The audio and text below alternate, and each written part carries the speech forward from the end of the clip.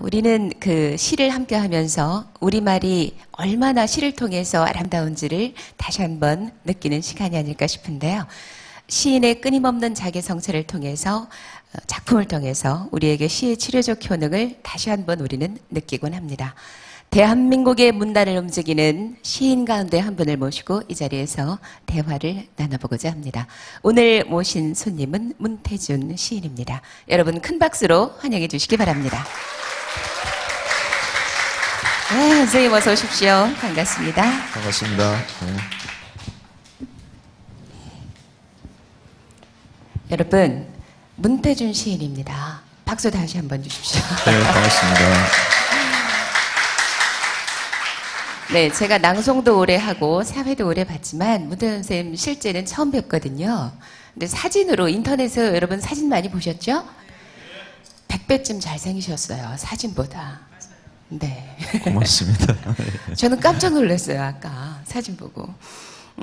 우선 오늘 나오신 선생님에 대해서 다 아시겠지만 간략하게 소개 말씀을 먼저 드리겠습니다. 고려대학교 국문과 그리고 동국대학교 문화예술대학원 문예창작과에서 석사학위를, 일반대학원 국어국문과에서 박사학위를 취득하셨습니다. 1994년 문예중앙 신인문학상에 당선이 되면서 등단하셨어요. 시집으로 수런거리는 뒤란, 맨발, 가재미, 그늘의 발달, 먼 곳, 우리들의 마지막 얼굴 등이 있습니다. 아마 여러분께서 구매하신 시집 가운데 충분히 들었음직한 이름입니다. 2004년 동서문학상, 노장문학상, 유심작품상, 2005년에 미당문학상, 그리고 2006년 서울시 문학상까지 수상하신 바 있습니다. 박수 한번 주세요. 와. 어떻게 이렇게 한 분야에서 상을 많이 타실 수가 있을까요? 아닙니다. 과하게, 네, 많은 분들이 많이 아껴주셔서 그렇게 된 것 같습니다. 네, 멋집니다. 저는 그리고 그 모 신문에서 선생님이 쓰시는 컬럼을 자주 접하고 있거든요. 네네. 어느 신문인지 아시죠? 네. 네. 참 좋습니다. 여기까지 일단 소개 말씀드리고 선생님과 맛있는 대화를 좀 나눠보겠습니다. 먼저 나의 시는 이것을 말하고 있다. 이런 전제를 한다면 네. 어떤 말씀을 저에게 해주실까요? 시 쓰는 마음이 이제 한결같지가 않고요. 그리고 여러 곳에 이제 가닿아 있는 거죠. 배가 여러 그 해안에 닿는 것처럼, 여러 강원덕에 닿는 것처럼 그렇게 시인의 마음들이 여러 곳에 다 가닿는데, 제 시는 이제 자연을 노래할 때도 있고요. 큰 자연뿐만 아니라 이 사람도 작은 자연이라고 그러지 않습니까? 네. 사람에 대해서도 얘기를 할 때가 있고, 그리고 우리 사는 공동체에 대해서 또 얘기할 때가 있는데, 그 가운데 제가 좀 시를 통해서 얘기하고 싶은 것은 존재와 존재 사이, 생명과 생명 사이가 굉장한 그 균형 상태에 있다. 그래서 서로가 도움을 받는 관계에 있다. 이런 것을 얘기하고 싶은 게 아닌가 싶습니다. 그래서 서로가 의지하고 있고, 네. 깊게 관여하고 있고, 저것이 내 속에 포함되어 있고, 나는 또 저 존재에게, 저 생명에게 포함되어 있다. 그러니까 둘이가 서로 주고받기 때문에 서로가 존중하는 관계에 있고 섬기는 관계에 있다. 이렇게 생각을 시를 통해서 그런 생각들을 좀 드러내고 있는 것이 아닌가 이런 생각이 들고, 이런 생각들이 이제 사회로 크게 확대가 되면 네. 서로가 이제 공존하고 공생하는 관계까지 그런 좋은 인연으로까지 나아가지 않을까, 그런 생각들을 평소에 가지고 있습니다. 네. 참 시가 주는, 네, 우리에게 시가 주는 어떤 느낌, 그리고 함께 공생할 수 있는 이런 것들이 참 많은 것 같아요. 그죠? 네, 그렇죠. 서로가 서로에 대해서 비하하거나 악한 마음을 가지지 않고, 군림하려고 하지 않고, 거만하게 하려고 하지 않고, 자기가 그 사람에게 가서 눈높이를 맞춘다든지, 아니면 자기가 저 낮은 곳에 이렇게 가서 그 사람을 떠받쳐 올리는 그런 관계가 좀 좋은 관계가 아닌가 이런 생각을 하고 있습니다. 네. 멋집니다. 제가 뚫어지게요. 선생님 뚫어주실 것 같아요. 제가 계속 이렇게 보고 귀 기울여 듣고 있습니다. 때로 우리는 시인이 들려주는 시를 직접 들으면서 그 시를 이해하게 되기도 합니다. 문태전 선생님의 시 가운데 노모를 직접 육성으로 들어보겠습니다. 여러분 박수로 청해 주시기 바랍니다.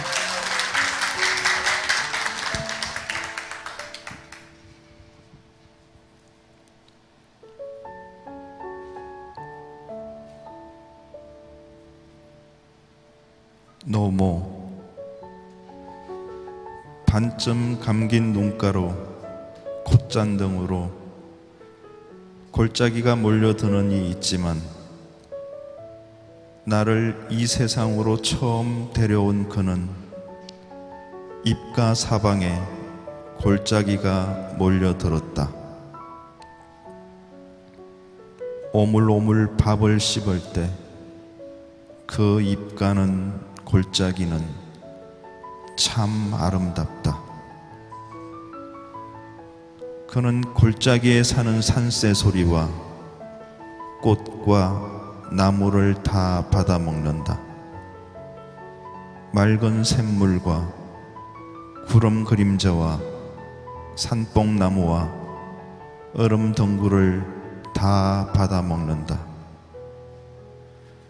서울 백반집에 마주 앉아 밥을 먹을 때 그는 골짜기를 다 데려와 오물오물 밥을 씹으며 참 아름다운 입가를 골짜기를 나에게 보여준다.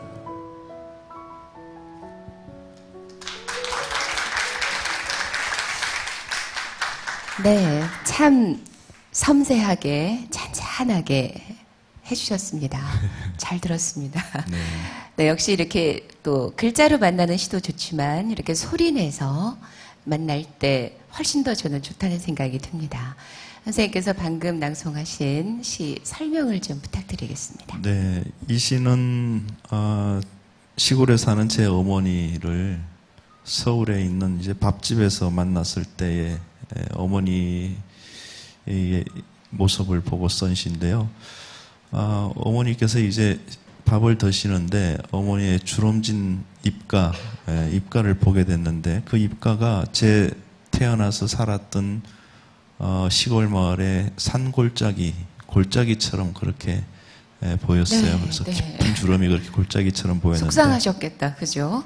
아니요. 그런데 그 골짜기가 제가 참 좋아하지만 어머니의 그 입가 골짜기도 참 좋았다 이런 생각이 들었습니다. 그래서 그 어머니의 입가 주름을 보는 순간에 산새 소리라든지 꽃이라든지 산나물이라든지 얼음덩굴이라든지 이런 것들을 다 보고 맞는 것 같은 그런 느낌이 들었습니다. 그처럼 어쩌면 나의 어머니, 세상의 모든 어머니는 골짜기가 우주 생명들을 다 키우듯이 어머니의 그 모성으로 큰 사랑으로 생명들을 다 살게 하신다 이런 생각이 들어서 쓴 시가 이 노모라는 시입니다. 네, 입가의 골짜기 여러분 아시죠? 여자들이 참 싫어하는 거예요. 팔자주름. 그런데 시는 역시 다릅니다. 예, 표현의 방법, 생각의 깊이가 다르다는 생각이 좀 듭니다. 시는 이 세상 모든 곳에 존재할 수 없기 때문에 어머니를 만들었다. 이런 생각이 말씀 들으면서 또 저는 들었습니다. 선생님, 지난 4월에 그 시집 내셨잖아요. 네. 네, 시집 제목이 우리들의 마지막 얼굴이었습니다. 그렇습니다. 제가 작가의 말을 좀 봤습니다. 네. 네.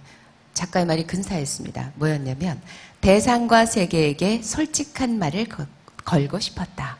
둘러대지 말고 짧게 선명하게. 이렇게 쓰셨거든요. 네. 짧게 선명하게 글을 쓴다는 게 굉장히 어렵거든요. 우리들이 글을 쓰게 되면 저희들은 할 말이 너무 많은 거예요. 그래서 쭉 늘어놓기가 일쑤입니다. 그렇게 되면 글이 뭐 시가 아니라 토로죠, 그냥. 네, 그렇죠. 그래서 선생님이 말씀하시는 짧게 선명하게 어떻게 쓰면 그렇게 쓸 수 있을까요?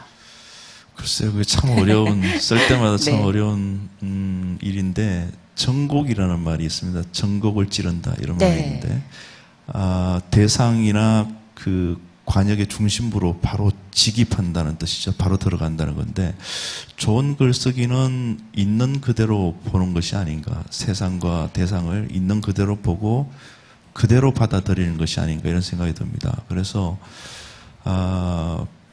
있는 그대로 보고 받아들인다는 것은 수사를 버린다는 겁니다.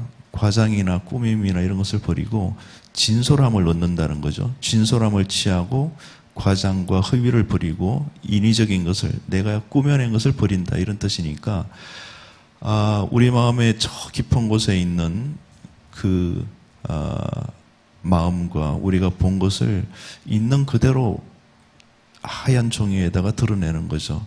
그러니까 우리 마음속에 저 깊은 곳에 샘물처럼 푸른 샘물처럼 샘솟는 그 생각들 그것을 그대로 받아 적는 것이 좋은 글쓰기가 아닌가 싶습니다. 우리가 천진심이라는 말을 하지 않습니까? 네. 아이의 마음 이것은 허식이 없는 거죠. 허사가 없는 것이죠. 그래서 꾸밈이 없이 저 마음에서 스스로 우러난 것을 받아 적는 것이 천이무봉, 꾸밈이 없는 가장 좋은 글이다 이런 생각을 갖고 있습니다. 참 들으면선 좋습니다. 꺼낼 수는 있어요. 저희가 네. 표현을 못합니다. 정리가 안 돼요. 어렵습니다. 이게 네. 글 정말 쓰는 것이 얼마나 어려운지 실감하거든요. 그 모 신문의 인터뷰 기사를 또 제가 한번 봤는데요. 네. 선생님께서 글에 대해서 이런 이야기를 하셨습니다. 시를 쓰지 않으면 목욕을 하지 않은 것처럼 찝찝하고 그리고 좋은 글을 쓰면 온천을 한 것처럼 개운하다. 네, 그렇죠. 여름날에 이 나무그늘 아래에서 시원한 한 줄기 바람이 이렇게 지나가는 것을 봤을 때 우리가 쾌감 같은 거, 상쾌함 같은 거, 후련함이나 시원함 이런 걸 느끼잖아요. 후련하다 이렇게 생각이 드는데 좋은 글을 쓰고 나면 후련하다, 시원하다. 네. 네. 그러니까 더운 날 차가운 물을 한 바가지 이렇게 한 바가지 덮어 쓴 것 같은 그런 느낌이 들죠. 근데 가만히 생각해 보면 좋은 글을 얻는다는 것은 아주 우리의 마음이 악이나 악심 그런 것 없이 선한 마음만을 잘 사용했다는 뜻이 되는 것 같아요. 그러니까 좋은 시는 선한 마음에서 오는 거죠. 선하게 마음을 움직이는 데서 좋은 시가 오지 악한 마음과 정오와 악심에서 좋은 시가 태어나지는 않는다는 거죠. 그래서 좋은 시를 우리가 얻었다 한다는 것은 선한 마음을 한번 크게 선심 써듯이 아주 잘 썼다는 겁니다. 그러니까 네. 거기서 오는 쾌감이라든지 기쁨이라는 것은 온천수로 목욕을 한 것처럼 시원한 뒷맛을 주는 것이 아닌가 그런 생각을 합니다. 여러분 다 선하시잖아요. 저도 선해요. 그런데 못 씁니다. 참 부럽습니다. 이렇게 그 선한 가치를 정하신 상태에서 안에 있는 것을 다 끄집어내서 아주 짧고 선명하게 글로 표현하실 수 있는 그 능력 참 대단하시다고 생각합니다. 저는 오늘 문대준 선생님하고 대화를 나누면서 왜 문대준 선생님께서 대한민국 문단의 큰 별인지 더 실감을 하게 됐습니다.